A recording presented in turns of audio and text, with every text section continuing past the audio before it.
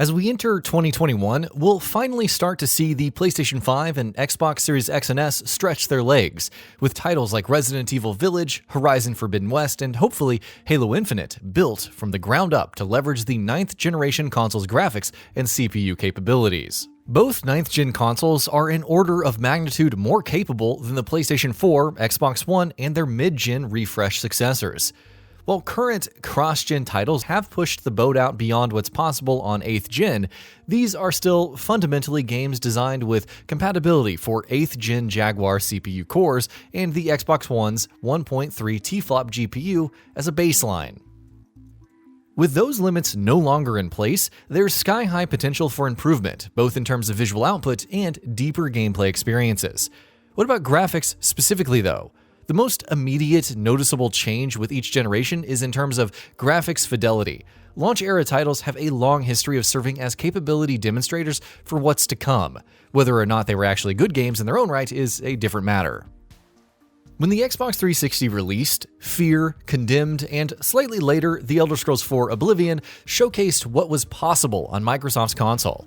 When the 8th gen consoles released, Killzone Shadowfall, Knack, and others showed off the key visual effects we'd be seeing in games for the next 8 years.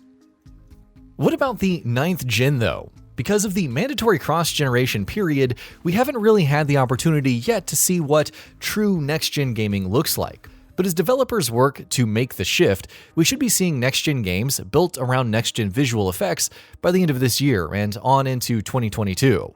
Let's take a look at 7 of the most exciting 9th gen visuals we're looking forward to. High resolution and high frame rate gaming. This is the one thing that the PlayStation 5 and Xbox Series X have already demonstrated consistently since launch. The Zen 2 cores powering the new consoles are an order of magnitude faster than 8th gen Jaguar-based CPUs. With the PS4 and Xbox One, and even more so with the Xbox One X, CPU bottleneck was a major limitation, preventing developers from hitting 60 FPS in-game, unless they specifically built titles around a high frame rate experience with compromises elsewhere. With the arrival of the 9th gen consoles, CPU bottlenecking is no longer an issue. The Ryzen 7 3700X, the AMD CPU that comes closest to parity with the console's setup, has a demonstrable record of enabling high frame-rate gaming across a range of AAA titles. The 8-core Zen 2 setup guarantees 60 FPS in most AAA engines, while offering headroom to target 120 FPS and beyond when there's adequate GPU horsepower on tap. We've seen the PS5 and Xbox Series X deliver 60 FPS in a wide range of launch titles. Some shooters even offer 120 FPS modes by dropping resolution and high-end visual effects.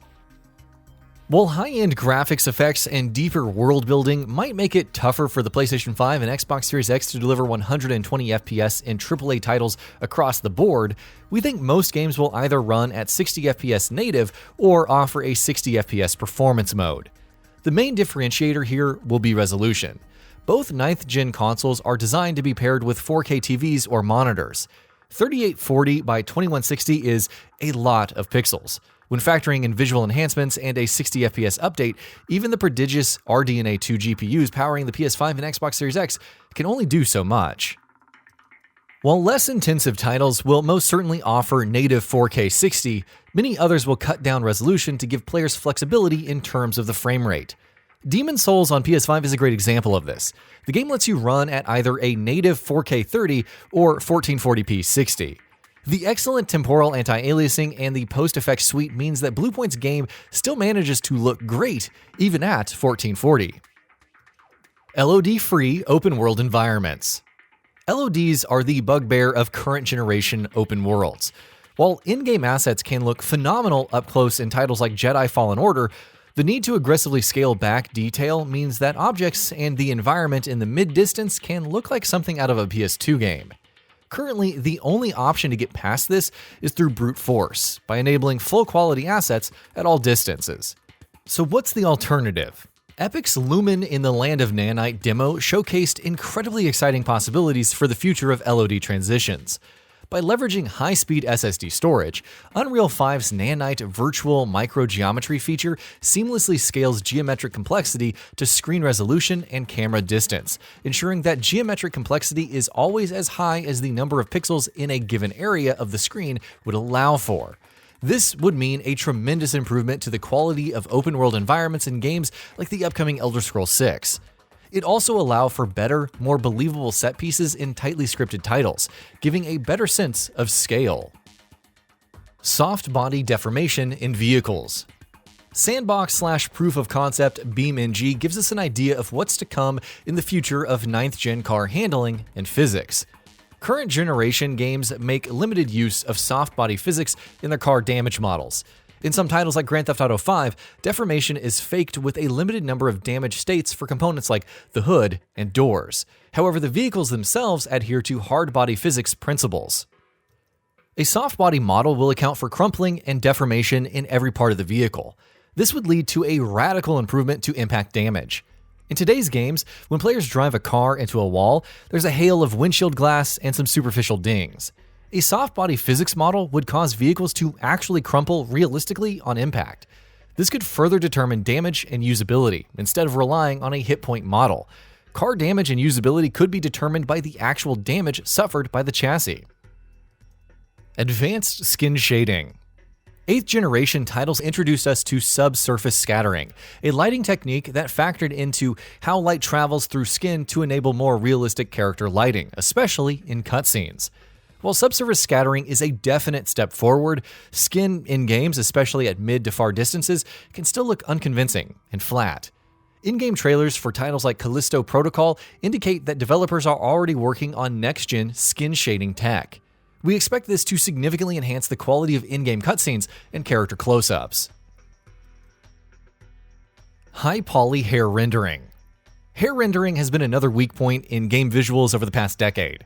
We've seen significant strides since the 7th gen's helmet hair, but even now, many AAA game engines use a sheet approach with multiple animated polygon sheets of hair transparencies. While this looks more convincing than helmet hair, actual hair movement looks awkward. Instead of individual strands, you see entire sheets of hair moving together. NVIDIA's Hairworks technology attempted to address this problem as early as 2015 in The Witcher 3, albeit at an immense performance cost and with results that were, well, meh. The 9th gen consoles have higher polygon budgets, which should enable developers to design hair with individually rendered strands. We expect helmet hair and hair sheets to be a thing of the past. We also expect this type of hair rendering to extend to animal fur. Current-gen titles use a fur shader effect. This looks great at medium distances, but close-up, artifacting is very obvious. A coarse, individual strand approach could deliver much better results. Widespread ray tracing. NVIDIA introduced hybrid ray tracing with their Turing cards 2 years ago. However, a combination of extreme pricing and a lack of console capabilities at the time meant that RTX-enabled games were few and far between. However, both the 9th gen consoles support hardware ray tracing. This means that going into the next year, we expect to see a far greater number of ray-traced titles. There will be limitations, however. AMD's hardware ray tracing implementation in the PS5 and Xbox Series X has a greater performance hit than what we see in Ampere parts like the GeForce RTX 3080. Moreover, RDNA 2 currently doesn't support an AI-based reconstruction approach like DLSS, though AMD's actively working on this. At least until AMD's Super solution sees the light of day, we expect ray tracing to be limited in scope. Games that make extensive use of RTFX like Spider-Man Miles Morales will either use aggressive roughness cutoffs, meaning fewer surfaces receiving RT reflections, sparser raycasting, or a lower resolution output. Once super resolution is available, we expect 4K equivalent image quality in ray-traced games. The plus side here is that PC gamers on high-end setups should get a lot more out of their RDNA 2 and Ampere cards in the months to come with a wealth of new ray-traced titles. Enhanced destruction and physics. While many open-world games today look realistic, the lack of destruction physics can make places feel like set dressing.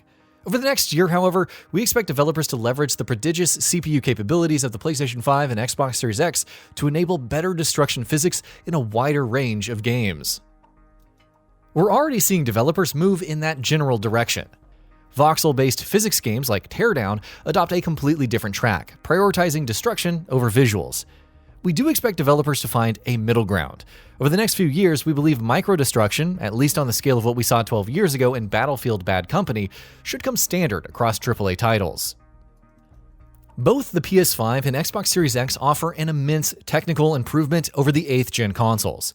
While we expect visuals to take a major step forward in the months to come, we're even more excited about the gameplay possibilities. How are developers going to leverage AI and enhanced world building to create living, breathing environments?